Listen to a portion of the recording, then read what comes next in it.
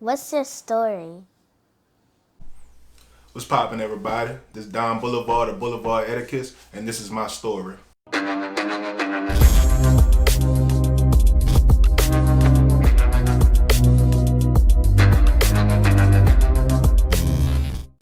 Okay, so tell everybody where you from. I'm from Algiers, Park Boulevard to be exact. Man, how you get there? For people who don't know. How I get there? If it's somebody who never been to Algiers, So how you get to your you section? can catch the ferry, or you can go across the river. You ain't gotta pay $1 no more. So you hear me? That's how you get to Algiers, right under the bridge with the Ain't talking parade. about how you get to Algiers, how you get to your section in Algiers. Right when the parade passes, right under the bridge by Caesars. So you moving home. Yeah, pretty much. Okay. So growing up in New Orleans, did you have any musical background or entrepreneur background, something like that? Yeah, to be honest though, I always been around business. My mom, she owns a nursery, and I was the one who named her nursery, so that was kind of like my first take in business. Me and my partner used to always go around trying to hustle, washing cars, cut grass, stuff like that. But when I got to high school, that's when I really kind of wanted to start doing clothing pretty much. So that I can say all three of those things kind of led up to me being where I am today right now. Also, what high school you went to? Algiers Technology. Okay. Yeah, the old Rosenwald pretty much in the cutoffs.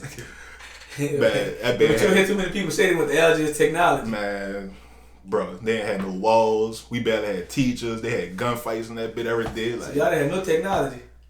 They had computers, but they barely had books in that bit though. So Damn. yeah, but it was cool though.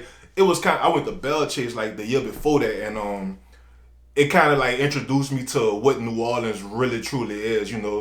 I got introduced to bounce in that year pretty much, and it was like a culture shock, but it was a good one because now I see the culture from what it was to what it is now, and it's a beautiful thing pretty much versus being at Bell Chase all fucking day. Hey, but did you try to dance too? Nah, people was like challenges. I saw the video. People be challenging. Nah, I ain't never did that shit. Also, what year did you graduate? 2011. Oh, so how old were you when Hurricane Katrina hit?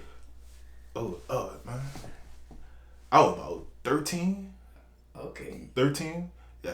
Hey, so did you have to leave Algiers or y'all? Yeah, we went. Thugged it out. Nah, my mama don't play that shit. She made us go to Atlanta with my uncle, so we was out there for a good minute. And how many years you was out there? A few months. I got enrolled in school and all that out there, and I was in school for a week, and then that was it. We came back home. They said we could come home after that. If you almost learned how to fucking lean with it, rock with it, huh? I knew how to wear a white tee out there, but a tall tee. But nah, people in Atlanta really fuck with us, dog. That's one thing I could say. They probably think people don't really fool with us in different cities and states, but I think they do. At least the females do, at least. You know what I'm saying? So. Hey, they be happy for a new face. They be tired of the people. It's the accent, I think. Yeah. Okay. So, starting Down Boulevard Etiquette. Boulevard Etiquette. Okay, Boulevard Etiquette. Okay, I thought it was Down Boulevard. I got it right. So when you started Boulevard Etiquette? I started in high school, 2011, but we didn't really come up with the name until probably closer to graduation.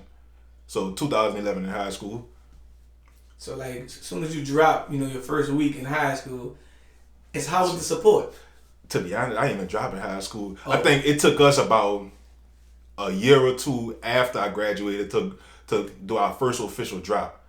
I was working at the Lowe's Hotel. I'll never forget it. It was me and Blake. Blake got me on. He could tell y'all the story about that, how I got fired and all that. But they had this guy named Mr. P. And Mr. P used to be the man around there. He'll pop everybody off $100 if you go get his cup. But I took that $100. I went and got a few shirts made, and I got our first logo shirts made with that $100, and I just flipped that and I kept it going afterwards. Okay. And so if the man with the valet gave you $100, yeah, and he basically started your clothing line. In a sense, he was the first investor. I said. The first investor. Yeah. Okay. And so how did you actually come up with the name for that? So I was raised on Park Boulevard, but the actual name, I kind of freestyled it to my business partner. I was like, I want us to start a clothing brand because we was trying to be rappers and singers at first. I was trying to be a rapper. I see what you were. Yeah. So he was like, I don't really want to fool with it right now. I'm trying to do my own thing with the music. I was like, man, I need you a part of this because he was real tech savvy.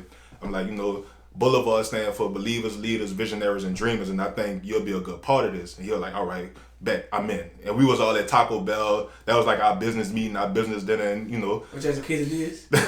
Cheesy go deals, you hear me? But yeah, that's pretty much how I was able to name the brand right there, like kind of like off the top, pretty much. Gotcha. So like, being rappers and singers for you, and like you and your business partners. I'm like, do you still rap? Nah, I ain't like my voice. Oh, because I was about to say, I'm like, why you gave up? To be honest, fool, like, I didn't like my voice. And I don't know, like, it wasn't for me, to be honest. Like, I wasn't the one that sit down and want to write lyrics all day and be in the studio. Like, that work was different for me right there. I'd rather, like, kind of put stuff together, the events or, styling or something like that. That was my kind of forte right there. Okay. And so what made you go full throttle with your clothing line? The impact. The people, I wouldn't even say the impact, pretty much the support that I get from people. A lot of people always say, they relate to the brand.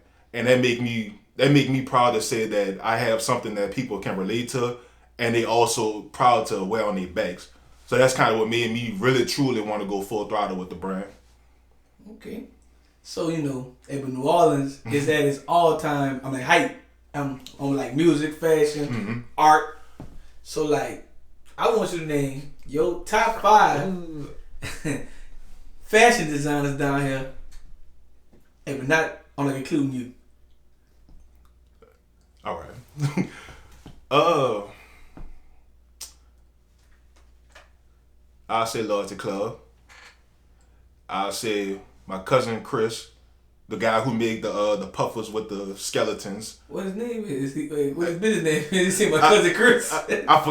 My bad. I was thinking your real cousin. That's a fake cousin. Man, we just found out we was cousins at an event. Right, his dad is Carlos, who used to be with Beats by the Pound. Okay. And that's my first cousin on my dad's side. But I say Loyalty Club. I said Tucci, James, Heem, what that is, fool? James M-Line, you gotta say his company name, his people watching it. Tucci, M-Line, Heem Adisa, and Maximo. Okay. So, like, at an all-time high, like, being, like, the fashion world, like, hey, but when did you see the transition of everybody, like, really just start to go hard with the fashion? Because you didn't have that many, streetwear people out 10 years ago. Mm-hmm. So, like, throughout the years, so many people been coming and going hard with it. I'll say after Mad Ends kind of, like, slowed down. And a lot of people don't remember Mad Ends like that. The ones that do really been in the fashion scene down here, they kind of got a lot of stuff started down here. Mad Ends, Traffic Boutique, Refresh, even like Sushi. They've been around for a minute. But I also seen, people seeing that it was real easy to get a t-shirt made. And it's, you could get people to wear it and you could do a fashion show. Like, at one point in time, a fashion show was being done more than a party every weekend, pretty much at Republic. Mm-hmm. So, that's kind of when I seen when everything was kind of making that transition to not just music, but also fashion. Right. So, I want you to name your top 5 designers. Actually like around the world. Okay. Yeah, but not include no one in New Orleans. That one might be a little easier. For sure, my favorite brand is the Hundreds. I like Bobby Hundreds. I actually read his book. If you're a fashion designer, if you're in the fashion industry, I recommend that you read This Is Not a T-Shirt. Pierre Moss. Who else? Of course, Virgil. I'm trying to think. Who else? I like old stuff too, like Eviso and Bape and Pharrell and all that type of stuff. Even Tyler the Creator too. I really like his stuff most of all because he's defining what you could do, you could go against the rules pretty much. Like you don't have to always make a T-shirt or make streetwear. You can make something that makes somebody, look a little classier, or you can make somebody look like they belong somewhere. You know what I'm saying? So I want you to break it down for the people out here who don't know just dropping T-shirts. Like, what's the difference from a real fashion designer and somebody who just making a T-shirt? Bro, so I came up in the era, I'm 30. So I came up in the era where you would see your favorite brand in the magazine, or you'll see a commercial. Shit, Fubu had a commercial, you know what I'm saying? Or Rocco, all them brands back in the day. So I kind of like implement that into what I'm trying to do. And I think a lot of people don't think about that part of marketing. They think about, I might have just dropped this. I'm going to post it on Instagram. Niggas going to buy it. It worked for some people. Don't get me wrong, dog. But I feel like that's not giving the customer the experience of your brand. So that's the difference right there. Like the experience and just wanting to make some money. Gotcha. So like, like, do you feel like it's kind of like disrespectful when someone like, kind of actually compare like the two? Cause some people like, hey bro, hey, but I'm the artist. They're like, man, you ain't even do the work yet. Oh, not really. Cause we all kind of ignorant to what we really need to do. You know what I'm saying? Like, I felt like I was the hottest when I first came out, and then I met people like Loyalty Club or Mad Ends, and they was really putting out stuff. Like Mad Ends was making like glasses before anybody was thinking about glasses. You know what I'm saying? So I wouldn't take it as disrespect, but I take it as, it's a learning process for everybody. Like it's always room to grow pretty much. Don't just stop at T-shirts. Like T-shirts is bread and butter, but don't stop right there. Like show people what you really thinking about and what you would really well. So, and wait, my bad. And that's another thing, dog. Like when a lot of these clothing brands, most of the clothing brands down here, some of the designers could dress their ass off, but they can't make nothing that they will want to see people actually wear and that be proud of. And I see that a lot. And I think people should really like go back to the drawing board. Even myself, sometime, like people should really like take time to say, hey, I will wear this. I'm proud of this, and I want this to be on the world's back. So, gotcha. So has there been a point in your fashion career, I'm like, when you just wanted to give up? I did give up at one time, and that was when I was about to get married. Me and my wife, we had just moved to Texas, and I was like, hey, I'm about to get myself together to be a husband, get all this straight, and I didn't do nothing for like a year, to be honest. And when I was like really sitting there in the house, I ain't had no job, I ain't had nothing to do but watch Fuck That's Delicious all day. Watching these dudes travel, I'm like, man, like, that could be me. But I'm not doing nothing to even like get to that point. So it was kind of like a depressing moment not being able to like create nothing. So yeah, I definitely had a moment in time where I definitely quitted on my dreams and my aspirations. Right. So speaking of getting married, I'm at a young age. Yeah. If I was that like still trying to be an entrepreneur and like paying for a wedding and doing, everything, like, etc. I'll tell you this. A wedding is for the family. A marriage is for the couple, you know what I'm saying? So if you out here and you an entrepreneur and you trying to make sure your money is right, don't have no big wedding. That church and all that, man, me and my wife got married at Drago's and Meteorist, man. After the wedding, the reception was right there. We had oysters and lobsters, you hear me? Like, that, you hear me? Like, yeah, son. Like, marriage is not what people think. I'll say this: a wedding is not what people think. It's for the family. So, yeah, you hear me? If I ever told my girlfriend, man, we're gonna get married by ourselves. We're gonna come back and we're gonna have an after party and charge everybody. Yeah, but that's the fire part. Like, you could go to the courthouse, you could go wherever you want and get married, as long as you got somebody to officiate it and a witness. You know what I'm saying? But I think that's what people go wrong at. You spend all this money on weddings, that could go towards a house. You know what I'm saying? Business, whatever y'all need to do. You want your dream or you want your house? Like, what you want to cry at? You know what I'm saying? Where you want to cry at? So, like, getting married at a young age, like, what's your advice to someone who's thinking about getting married right now? I would say really know your partner, for sure, because your partner could either be the upbringing or the uprise of you, or they could bring you down. And I got lucky. My wife, she really support what I do. She not really like into fashion, but she understands what I do, and she understands how much it means to me. And when we did Essence Fest, she was the main person out there. Like, hey, like you need to be in tip top shape. You gotta talk to these people. You gotta sell this. They looking at you. Make sure you straight. You need something? Go ahead, go get that. I'm gonna hold it down. Come back, get back straight. So you could say she pretty much run the show behind the scenes. Oh, that's cute.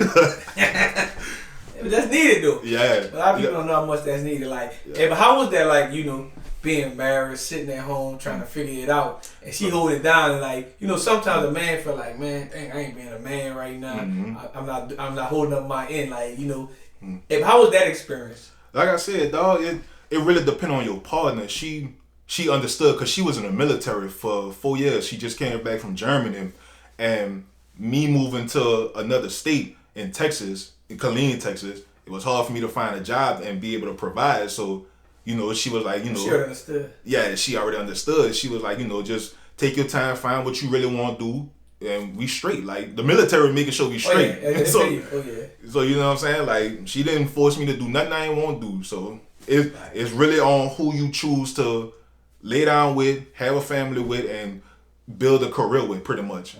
Speaking of the military, I ain't talking about your partner, but I went to the Navy. I didn't join the Navy. I went to the Navy, like, base with one of my friends. Mm-hmm. He got married in Virginia. He was stationed at Langley. Mm-hmm. And every girl I met was trying to marry me. Like, first time I meet them, like, why is it so big in the military why people just trying to get married? Like, I get that, they pay more money. Yeah. If they pay more money for a child. Mm-hmm. But, like, why you think it's so big to get married in the military? You hit the need on the head, dog. What is called the nail on the head. That shit, you get a lot of money for that. And just depending on your ranking, I think, if you're a sergeant or whatever, you get a lot of money for that shit. That's why you see so many people getting married and there's a lot of divorce rates, going on in the military alone. Yeah, because they don't know each other. Motherfucker try to marry me after one drink. Hey, you know about getting married? Or contract marriage. It ain't even gotta be, y'all actually having a relationship like, hey, sign this contract, I'm gonna pop you off. But then a female try to sell me like, man, you go to Navy Federal, man, they invest in your business, they get us a house. I'm like, dang. Yeah, Navy Federal get that money. I'm only like 19, baby. I don't even know if I want to be married in life. Man, yeah, that's exactly what they do out there. And anywhere with the Navy, military, all that. If they ready to get married. Come out of high school ready to get married. Gotcha. So, being a fashion designer, being a music artist for the entertainment world, tell us what do you enjoy most about it, and tell us what do you actually hate about it. Man, I enjoy meeting people and like being able to have like different opportunities. Shit, like when we brought the store down here, I was able to meet with her manager, and he actually knew Chase and Cash right then and there because Chase was already a well-known name in New Orleans and outside of New Orleans. So he was like, hey, I want y'all to come do South by Southwest. Put together an event, get a few artists, y'all come out here, let's make this happen. So, just being able to do stuff like that, or just being able to, have people recognize the brand without me even having to say like, hey, this is my brand. Like they already know, like, man, that's Boulevard. Like, I really like what y'all got going on over there. I like the way y'all present y'all stuff, how y'all present yourself. It's stuff like that that really keep me going. The downside of all that is, niggas don't be wanting to pay for stuff because they think they popular. It's just like, not hitting that mark when you think you have a fire design and it don't sell as good as you think it's supposed to, or even figuring out the hallway. Like last year, to myself, I said, hey, I'm not doing no pop-ups, I'm not doing this and that, and I took a foot in the ass for that one, dog, because it being able to be around people is better than being on the internet all day. And I learned that when I went to Atlanta for the Atlanta Streetwear Fest, Streetwear Market. And I just seen like different people walking up and they like, I like this, let me follow y'all, let me do this. And this for Loyalty Club. I'm with them at the time.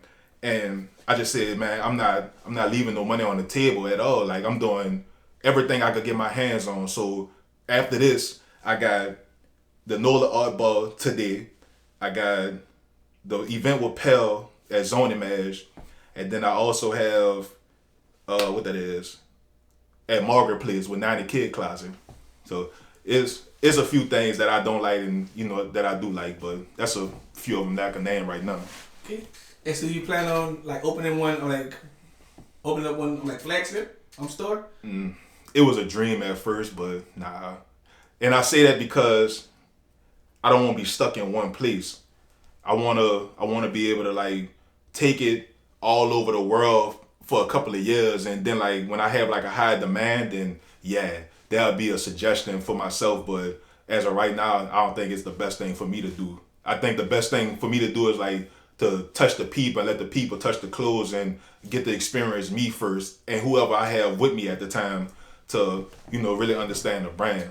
But but a flagship store plays hand in hand because people can always go to it, but also you can have your merchandise in different places and people could if you focus on tourism and different people. Yeah, I mean that do play a part, and that I don't know like.